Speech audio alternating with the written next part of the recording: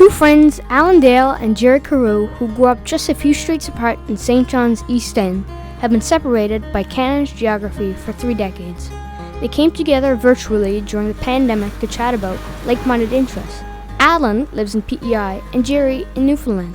Thriving in remoteness has been a common theme for both of them during the pandemic. Gale Force wins. The podcast is the result. And welcome to Gale Force Wins. I'm Alan Dale, and with me, as always, my good buddy from the East End of St. John's, Jerry Carew. How are you, Jerry? Well, I couldn't be better now that I'm on Gale Force Wins with you and two very special guests. Alan, you and I have had a lot of fun to date. We're still in our infancy with this, but we're having people, come to us and say, what about this? And what about that? And what about this person? Well, this today is something that I'm really excited about. You want to mention a little bit about what we're embarking on, Alan, before we get into it with our guests? 100%, Jerry. It gives us, such great pleasure to interview people from all walks of life. And Jerry and I are starting to now feature some musical talent around Atlantic Canada, and there's really a lot of it to explore. And so starting that relationship with associations and industries that are in the music industry is certainly exciting for us. We look forward to growing that more in the future. Well, today is going to be fantastic. Our two guests are coming on board here today, Ana Louisa Ramos and Eric Taylor Escudero. Those are our guests today, and we look forward to hearing from them. Why don't you go ahead and introduce yourselves? So hello, I'm Ana Luísa Ramos. Yeah, I'm Eric. And we are a duo based in St. John's at the moment. We are originally from Brazil. From São Paulo. And we play music that is a mix between folk and Brazilian bossa nova, mostly. A little bit of rock too. Yeah. So we're in Brazil. They're both from the same place in Brazil? Yeah, I was born in Ribeirão Preto, a city in São Paulo state. But I moved to São Paulo when I was 19, and there I met Eric. Yeah, I'm originally from São Paulo. I grew up there. My family has been there for several generations. And we moved here in August 2019, right? Yeah. I got to break in there. I did see that you posted some videos in that from St. John's last year. So that means that you actually lived through Snowmageddon here in St. John's? Yes. Yeah. Wow. And now the pandemic. So I guess, go ahead, Alan.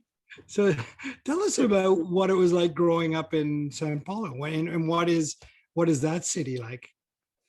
Yeah, São Paulo is a very big city, one of the biggest in the American continent. If not the biggest, I don't know. The biggest.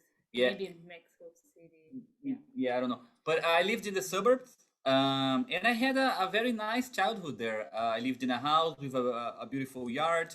We used to play soccer in the streets every day, and it was pretty nice. It was a very, almost as if I lived in a smaller city within São Paulo.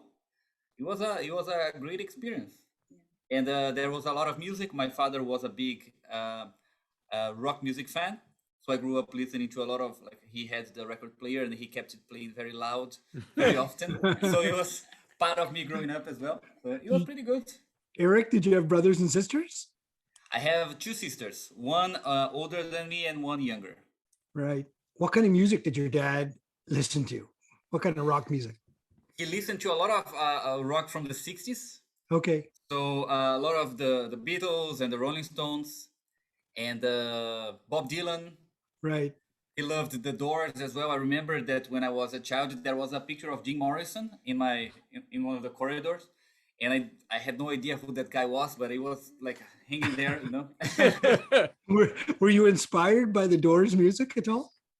Well, as I grew up, I became more interested because when I was younger, I used to prefer the rock from the 60s, mostly the British invasion things. Right. Yeah. And then, yes, I started listening to the Doors more, and I really like them. I like the words. They have some interesting words. And yeah. So that's but I was a teenager when I started paying attention to the right. Doors, Yeah. That's one of my favorite bands, the Doors. Anna, how about you? Tell us a little bit about growing up. Yeah, so I have two brothers, two older brothers, and one younger sister, and a big family, many cousins and uncles, and all my family around. And I'm from a smaller city than São Paulo, but yet a big city. But life then, I think it was different. We didn't have internet Hmm. in the 80s and the beginning of the 90s. So I have this really happy childhood. And my father, he also likes Beatles, but my father is he's a lover of Brazilian music, so bossa nova and samba, chorinho. So I grew up with him listening to this kind of music, and I have a grandma, and she loves classical music. So I started listening to Debussy, Beethoven, Mozart, Bach when I was just a kid, and that's how I started singing because I wanted to be an opera singer. And I think I have a very a mix of influences. And my two brothers, they used to love rock, so like, but more. Yeah, there was not so much of an influence for you. Yeah. It was like a more hard rock more, Yeah, but and you're more interested in like the Beatles oh and yeah. And like the have you Yeah, have I like more the rock from the 60s and the yeah 70s, and I love in the Brit 90s. the 90s too because I love Britpop. have you ever sung any of the Doors songs just to try to remind Eric of his childhood? No, I'm not a big fan of the Doors. So, The truth comes out. so Anna, you make your way into Sao Paulo when you're 19. How do you guys meet? That's connected. That's a nice thing. You asked if she sang the Doors before. I have, because Anna used to be my singing teacher, Aha. and in one of the classes I could choose the songs, so I chose the Break On Through. Okay. So that's one of the things that I've done before. Yeah. Good. So I got to ask this, was this a classically trained singing lesson that he broke into a rock and roll? No. Okay. All right. No. Sing anything. Sing anything. Yeah, I could sing anything. Yes. I started teaching when I was a teenager. So when we met, we were both 21, I Yeah, guess. something like that. Yeah. And I teach him for a year and a half. And 1 year later, we reconnect. That's when we start dating. Yeah. Right. So you start your musical career, you start your life together down in Brazil. What were you doing together down there? Were you also performing down there? Yeah. Yeah. Yeah. So we started playing together in Eric's project Mm-hmm. because before we started the duo, Eric he has his solo career as a folk rock singer, songwriter, and me as a Brazilian music singer. So we have been playing together for over 10 years, but for a long time in our solo projects, and only in 2019 that we started playing more as a duo and Amazing. mixing both of influences. Yeah, we performed together in separate projects. So Yeah. that was I usually say that we took us like longer than we should have to realize that it was best to bring it all together in one project because Yeah. it makes much more sense in the end. Right. But it was only 10 years of in the making. And you've traveled around the globe performing, yes? Yes, we travel a little bit. Mhm. We went to Portugal a few times, to Scotland, Denmark, Austria. Austria. Anna has done more traveling than me as well because she sang a lot in events before. Yeah. So you sing in Uruguay, Panama, and other places in South America too. Yeah. Right. So I guess the question is, why did you choose Newfoundland? Why did you look at the globe and two people from Brazil? You could go anywhere. You've got great talent. What was it about that little rock in the sea that drew you there? Yeah, that's an interesting question.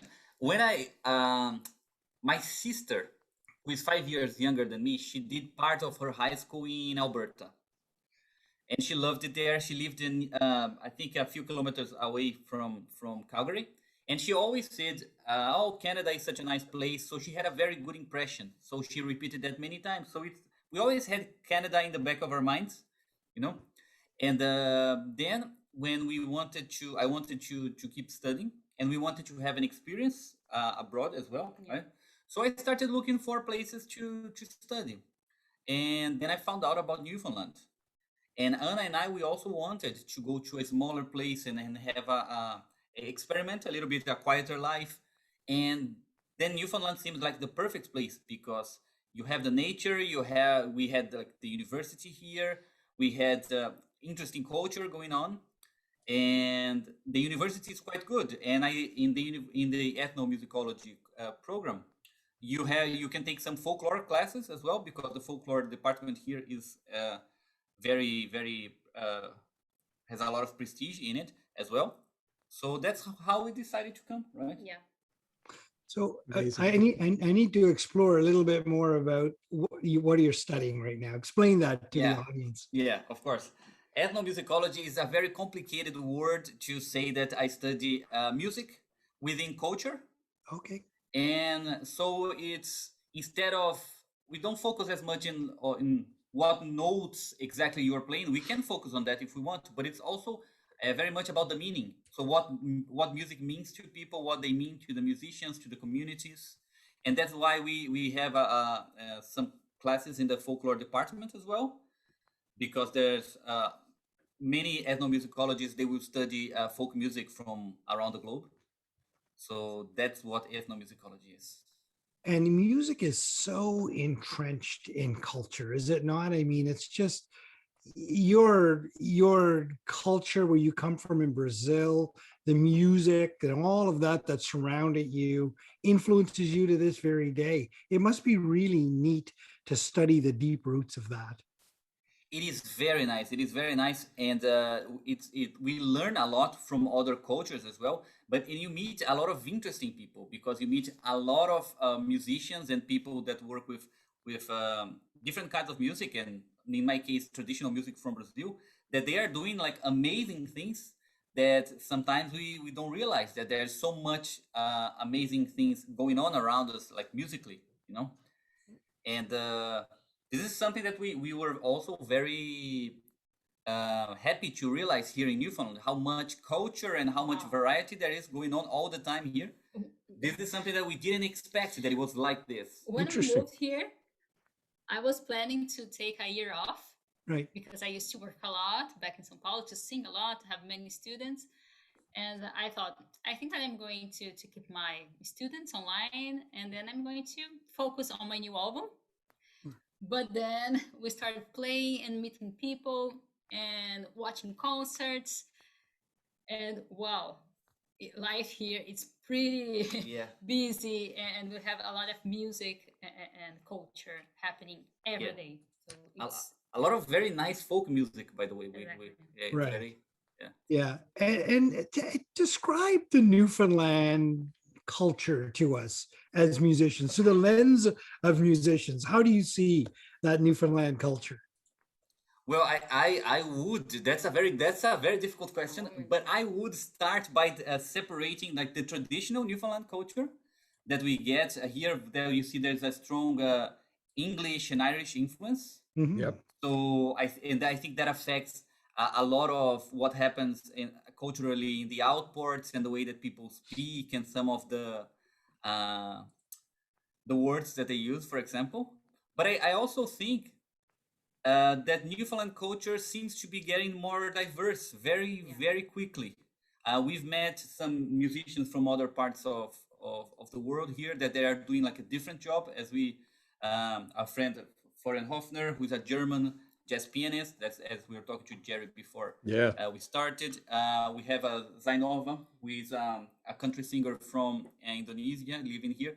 So I think that the traditional Newfoundland, I would get it like it's Irish and English and like a fisherman culture, very strong. But I think it's changing a lot now. And I always, this is like a complicated thing, because like if I was in class, that would be a complicated answer, because it's very reductionist, but that's the quick answer. So when you arrived and you saw the music scene in Newfoundland, such as it is, and I agree, it is evolving, of course, as it should, as the culture changes, the music follows right along with it for sure. But tell me what it was like when you arrived and you started to go into venues and you could see the talent that existed in this small little island. What was that feeling for you? So, like for me, it was really different to go to an open mic because we don't have open mics in Brazil. So Really? as soon as we moved here, we went to this open mic, and Matthew Hornell was hosting. Now he's a good friend of ours, and for us, we kind of okay. So play a few songs for us, and we were kind of, what do you mean? It's not it's not our concert. And so for us, like going to an open mic was so different and new. And here it's a very So did you get up? and Did you get up that first time? oh yeah, definitely. That's And that's awesome. when the Anna's sabbatical year started, finished 2 weeks after we had arrived. Yeah. Started and finished. You Yeah. enjoyed it that much. When you stepped up at the open mic that night in Newfoundland, how did the crowd receive you? It was very, very nice because it all started like we got there and we met a good friend a few days ago. We met somebody who would become our good friend, John Foley. He was hosting a songwriter circle at the farmers market, and he said you should go and check Matthew Hornell's open mic. And then we did, and we were first very surprised because as Matthew started, he's a brilliant musician. We were like, wow, that's like very, very good music, like out of And he was so nice to us. yeah, exactly, and he received us very, very well. So like his welcome was already very good. Yeah. But as we started playing, people were interested and people were very, very welcoming as well. So the experience has been great ever since, right? Ever since, People yeah. in general are very, very we welcoming. can't complain. We No. can't complain. Yeah, I find Newfoundland and the people in Newfoundland, they have a way to embrace you.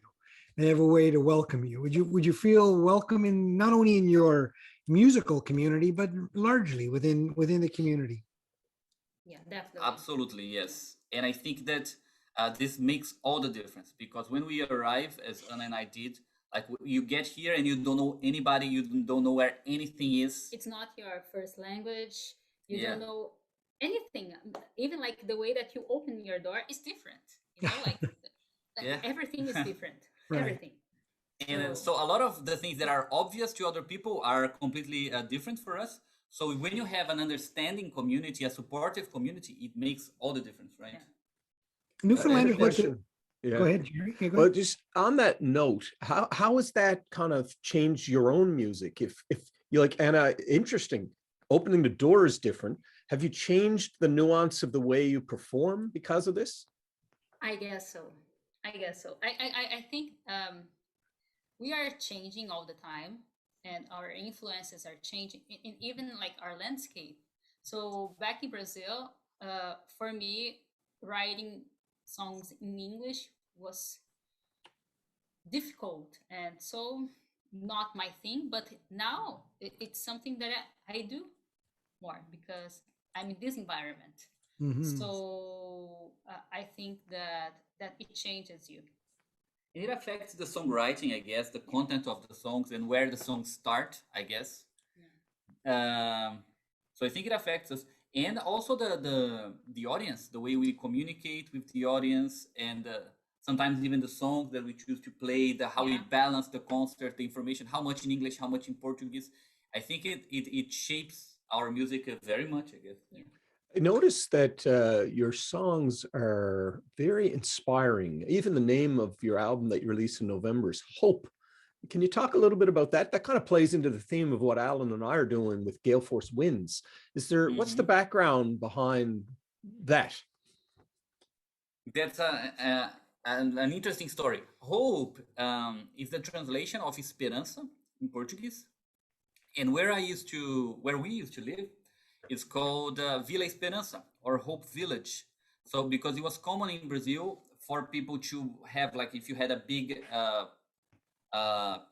parcel of land, you would name it as you wanted. So you could, and often people would give it like positive names, and Villa Esperança was one of them. And so the song started in Portuguese, and as we started playing it here, people liked it, and we wanted people to be able to understand what we were saying. So we created an English translation of it that surprisingly fits very well with the music and the metric. And I think that song starts with a not very positive line. Actually, it's kind of all hope has died. It joined the sun and the sea. But actually, the idea is that throughout the song, hope springs again. And there, you have in the lines, there are so many flowers that I just lose track of time. And that was a line that I actually was inspired by reading an Icelandic author called Halldór Laxness. In one of his books called The Atom Station, one of the poets, the poet, he was saying that the flowers were eternal because people were there was something happening, people were very frightened, and he was not frightened at all. And he always took care of his plants, and he was just living, and he wasn't going to take care of the flowers again. And he said, like, flowers are eternal. So in a way, that's how I try to how the song starts in a moment of despair, and then hope springs again throughout the song. That's how I see it. Please, do you agree? Yeah, totally. Totally. Fantastic. That's a beautiful story. And I guess, a conversation with two folks from Brazil who make their way to Newfoundland, it would be a shame not to mention, what do you think of the weather? How was that shock for you when you first came? So actually, we thought that the weather was going to be so much worse than actually it is, because people used to say to us that we don't have summer here, the spring is terrible and all. And so last year, our first summer here, and it was warm for not 3 months, but for a few weeks. Mhm. So and we had a Snowmageddon, so our expectations were very low. very low. We were going to have summer, so we were really happy. Yeah. And like today is beautiful. Yeah. I don't know. But the weather is very different. Yeah, it's very different. Yeah. And the winter can be hard, not only because of the cold, but I think because of the dark days, Mhm. short days. So, but at the same time, we have longer days now. Right. Yeah, nature compensates. Yeah. Nature compensates. So Nature does. It's really nice because sometimes I call my grandma, and we talk like through video, and all the time, it's 8 p.m. and I show her like outside, and it's still day. It's still day, and for a few more minutes, and wow, that's a lot. And because in Brazil we don't have this. Right. Yeah, this change. Yeah. This change. So And when it's nice. when you call home to your grandma or brothers and sisters, mom and dad, it must be hard to explain to them where you are in this rock in the sea and all the differences of the culture. That must be a great conversation to have with them. One thing that people in Brazil cannot really understand is the thing about the wind. Yeah. When you say that it's very windy, they will say, "Oh, here it's very windy too," and you say, "No, it isn't." So there are things that are harder for them to. Yeah. Older generations, like I feel that with my grandmother, she can't really picture where I am. So the idea is that Eric is very far, and she knows that it's very cold. So she always asks, "Is it cold there?" Yes. It is. Yeah, they think that it's always really cold here. Right. And like today, I was talking to my mom, and today the weather is great. It's 18 degrees outside. 18 is good. 18, 22, and I told her, yeah, but 8 p.m. is going to be around 7, and that's too cold. And I was, now I know that is not. But The other thing, is interesting about where you're from is the time difference is only a half an hour, I think, is it? Yeah. Yeah. Exactly. So that's kind of neat too. When Alan and I talk to anyone in BC or over in England, 5, 6, 7, 8 hours in the difference. This is lined up well for you in terms of time. We are really lucky. Yeah, it's very, very good. And it's funny because like in Brazil, we have most of Brazil and Buenos Aires and Uruguay all in the same time. Right. So you never think about the what time is it there. If I'm going to talk to somebody from other states, it's always the same time.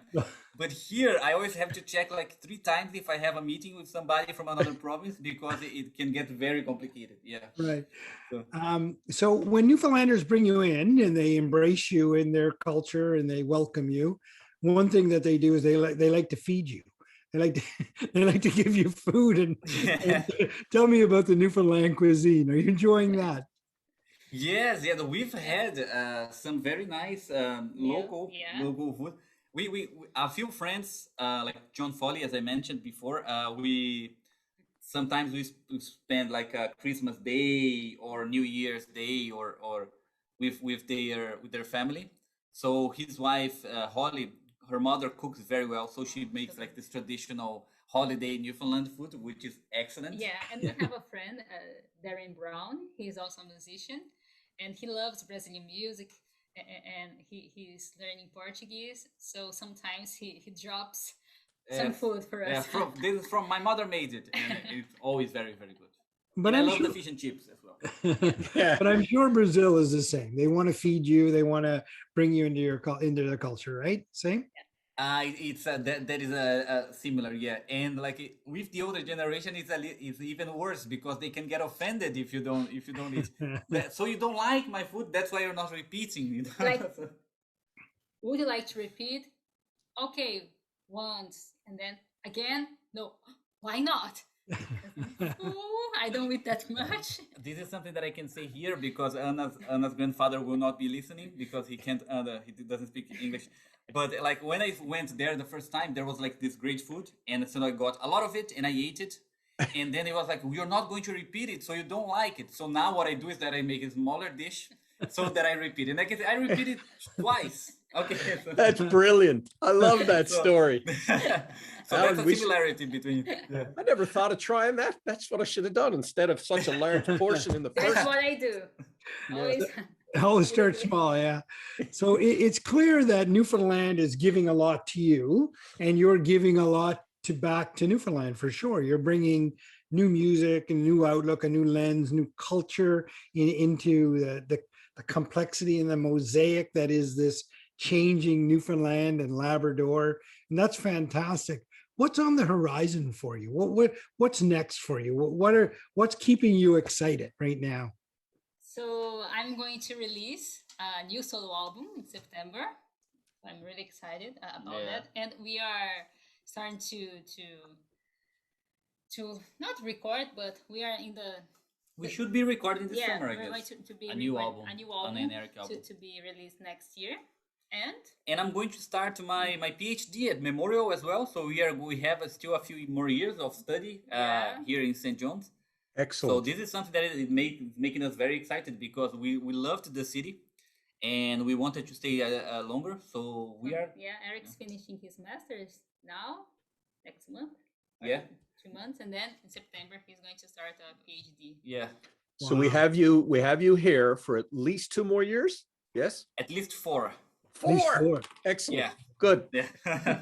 Well, that's fantastic. So, Anna, a new album coming out. When is that coming out? In September. In September. And what is it about that album that makes you excited? Yeah, so this album, I started recording this album when I was in Brazil. And then in the beginning of the pandemic, I traveled to Brazil to do some concerts and to finish the recording. But I only stayed there for 2 days because I came back as soon as possible because they were going to close the borders. Yeah. So we put on pause this album, and then we recorded the EP and all, and then we finished, even like we added more songs for this album here in St. John's. So it's going to be more a world music, a mix of Brazilian music, few songs in English, few songs in Portuguese. And I'm really, really happy with this album. I think we have some really nice songs, Yeah. right? So yeah, in September, a new album.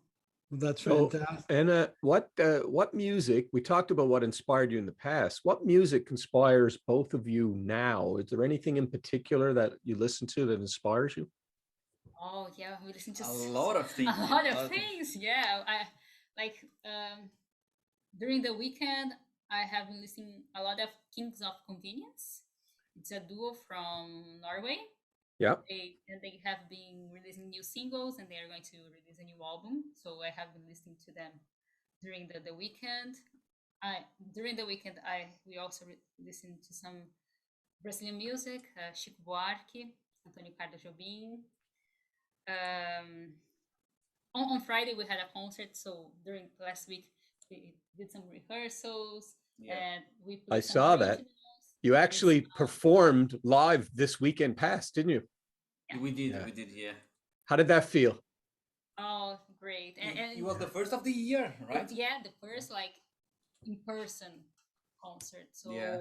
I think we are really lucky when we see like the rest of the world, even the rest of Canada. We are really lucky because we have a really normal life despite the COVID, right? Yeah. And it was so nice because we played with two other Newfoundland acts. It was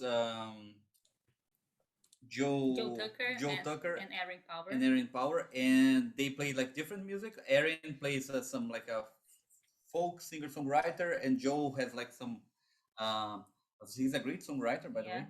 So it was pretty nice because it was a night with very different, we were talking about the culture of Newfoundland, very different aspects of the culture and very different sounds, I guess. So it was great. That's fantastic. Do you envision merging some of that traditional Newfoundland style music with some Brazilian music? Do you ever see that collision happening? Yeah, maybe for in the future. I think it's going to happen even if it's not on purpose. Right. Because as we meet more people here, we start working with local musicians. They bring their influences as well, and so I think that it's very likely. I believe that like Newfoundland will influence us in our compositions more and more as the time passes, and like our collaborations with local musicians will bring even more of Newfoundland sounds, I guess, and styles of playing. So I think it's going, and I think the more it happens, the better, I guess. I think it makes it even more interesting. Music is kind of like a universal language, isn't it? It really transcends linguistics as such. It really does. And I think it's a very nice way to connect people. I think that music brought us closer to the Newfoundland people even faster than it would normally happen, I think, because through music people communicate and connect, exactly. And that's how you relate to other people. So like I think music can bring us closer together more easily, I guess. Have you had a chance to travel outside of St. John's much and perform or listen at all? We've traveled a little bit around Newfoundland. We recorded our EP in Louisport. Oh, so that was a nice experience. Yeah, it's a beautiful area. And then we drove all through the sandy beaches near Musgrave Harbor. Yeah. So that was very beautiful. We've been a few times in Brigas. Yeah. We have a good friend who lives there, and we traveled the Irish Loop. Yeah. But we haven't had the opportunity to watch concerts outside of St. John's because of COVID. We're not having the same amount of concerts. So a big family back home. They're curious where you are. Will they be coming to visit when the pandemic allows? Yes, they are. Yeah, Eric's sister, she came last year during the winter. Before the pandemic, so and she was here in February, and she was like, no, I've been to England in the winter. I know what cold is. And then it was like the coldest week of the year, and that was a very nice experience for her. But she really loved it. Yeah.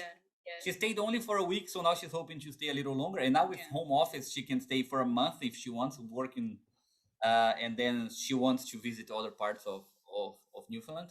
But yeah, the whole family is trying to come. Yeah, and we are planning to do some travel now in the Yeah. summer. Yeah. Let's see. Yeah, we have many places to visit in Newfoundland, so it's hard to decide at the moment. Yeah, we're still And- deciding. And the rest of Atlantic Canada as well. There's so much to see in this country, Canada. But right in our backyard, within Atlantic Canada, it's just a spectacular, well-kept secret. I'd encourage you to. I live in Prince Edward Island, another island a little bit further west. But I'd encourage you to come and visit those other parts of Atlantic Canada and bring your music to us, because I can assure you that people would love to hear it. You know, Anna and Eric, we always ask our guests to leave our audience with a small takeaway. What would one piece of advice be to people that have done some traveling? They've got some great experiences. They're looking at life through the lens of a musician. What would that piece of advice be from each of you to our audience? That's let me see. So I'll go first. Go first. Yeah. I think that one thing that I have in me, and I think it's really important, is to never give up. Like never. Like no matter what happens, you can give up. That's something that and I think that Yeah. that's it. What I think we were talking about this earlier is that I think that the way we see the world shapes our experiences, and it shapes our path as well. So we were talking about the song Hope, and I chose to mention the flowers towards the end of the song, because I think that the flowers, they're like always there, you know, and you can, like, we go through life, the things that we choose to focus on will shape very much our experiences, I guess. And to So give importance. exactly. So there's beauty everywhere. There are good things happening everywhere, and good people working like all the time. So this is something that Anna and I, we always try to focus on, because I think that I don't know, I think that it makes life better, Yeah. and I think we experience life in a more, like, a richer way, I guess. Yeah, like the podcast. Yeah. Like the message that you are bringing Yeah. to the whole world Yeah. right now. The whole world can listen to it, yeah. listen to it. It's something that's Very valuable. This is something that exactly, and during these hard times, again, we are really lucky to be here and all, but like the world, many people are suffering a lot, and so it's really important for us to have hope and to keep a positive mind exactly, and focus on the good yeah. things that are happening. These are fantastic. These are fantastic bits of advice. Jerry, your final thoughts on today's podcast? Well, you know, when I went through university almost 3 decades ago, the people like yourselves that I met from other places around the world are the people that I think about a lot, because they brought so much to my life. I didn't have to travel because I could sit right next to them and listen to them. What you both are bringing to this province is something special. And I think that's why Alan and I love doing what we're doing with this. The message that you just talked about, from, you know, verbally bringing hope, but also when you're lonely and you can put your music on and actually take you to a quieter, more gentle place. I think that you should be commended for that. Just thank you for bringing that to Newfoundland. Oh, thank you. Thank you very much, and thank you for the receiving us so well. This is something that we are really thankful for the Newfoundland people for that, and we really appreciate that. And we are really thankful to be here in Newfoundland during these times, and people here are so nice and so gentle, and we really feel welcome, and we feel that here's our home now, you know. So, and that's really important, to feel that you are welcome in a place. Yeah.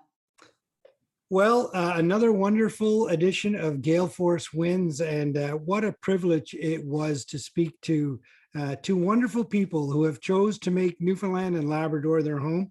We're certainly lucky to have them. We're certainly lucky to invite that talent and that passion into our small piece of the world. It makes us all better. It makes us all stronger. I always like to leave the audience with my own piece of advice, and that is quite simply, the world needs more Ana Louisa Ramos and Eric Taylor Escudero. Thank you very much. Thank you. Thank you for tuning in to Gale Force Winds. That's Gale Force Winds, WINS.com.